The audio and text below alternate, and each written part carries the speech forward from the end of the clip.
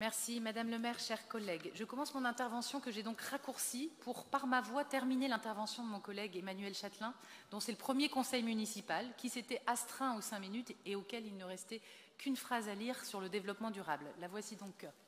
Pour conclure, et parce que l'on ne peut pas toujours attendre qu'un grand projet arrive, souvent dans un temps long, envisageons dans ces endroits des expérimentations.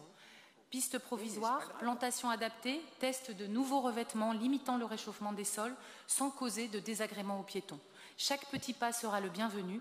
Pour une prochaine édition de ce rapport, créons des zooms sur de telles zones recensées comme en difficulté et précisons les mesures à court et long terme pour le remédier. Il y a donc bien plus qu'une phrase, Madame Spielbout. Une fois de plus. C'est une phrase avec 2 points. C'est une grande phrase, si vous voulez, Madame le maire. Oui, d'accord, plusieurs phrases. Reprenons sur le ROB, le rapport d'orientation budgétaire. Je dois dire que lorsque j'ai lu attentivement le texte de présentation de la délibération, j'ai été frappée parce que vous parlez d'urgence sociale et environnementale pour résumer vos priorités, mais on ne voit pas, on ne lit pas les autres sujets qui pourtant sont bien prioritaires pour les Lillois et les mois et le mois. Vous voulez accompagner les Lillois dans la tranquillité et la propreté. Nous voulons la sécurité et la protection pour tous et partout. De la vidéoprotection déployée dans les quartiers, une police protégée et armée, des systèmes de poubelles qui fonctionnent et ne défigurent pas la ville, des corbeilles partout et des sanctions systématiques pour les dépôts sauvages. Vous voulez accélérer les mobilités actives et décarbonées. Nous voulons des places de stationnement pour ceux qui vivent et travaillent à Lille, des parkings aux abords de la ville, des modes de transport fréquents et fluides pour se déplacer dans l'île et empêcher les bouchons que nous vivons tous les jours. Vous voulez une politique sportive et culturelle. Nous voulons que Lille retrouve son ambition de moteur économique et de capitale commerçante pour la métropole lilloise.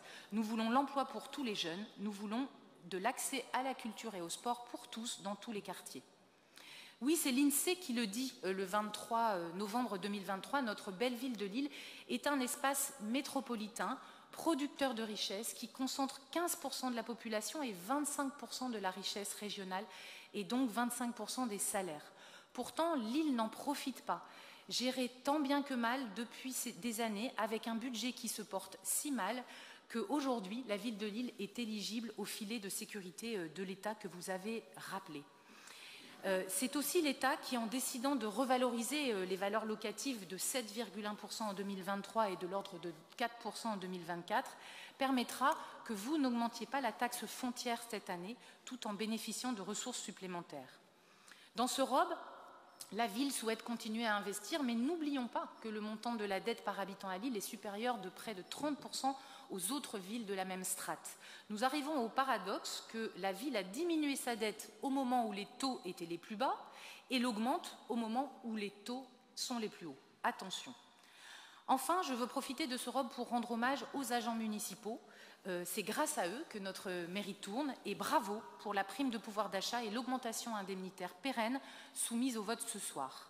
Mais attention aussi à la machine à mal-être qui est aujourd'hui engagée avec près de 40 jours d'absence par agent ouvré en moyenne. Il faut considérer les conditions de travail, la considération, la reconnaissance de nos agents. On le sait, de nombreux directeurs démissionnent. Ils démissionnent à l'appel, les agents se plaignent, multiplient les recours. Il faut repenser le système managérial. En conclusion, nous savons, et vous ne manquez pas de le souligner, que l'État serre la vis et que les finances publiques au niveau national sont, oui, très serrées. Nous savons aussi que les maires et les élus locaux sont en première ligne auprès des habitants avec des exigences et des besoins nombreux. Ce n'est donc pas opposé à l'État, mais main dans la main avec l'État que nous attendions de ce ROB une réelle ambition avec une vision claire à 3 ans, durable, pour les Lillois, l'Aumois et les mois. Je vous remercie.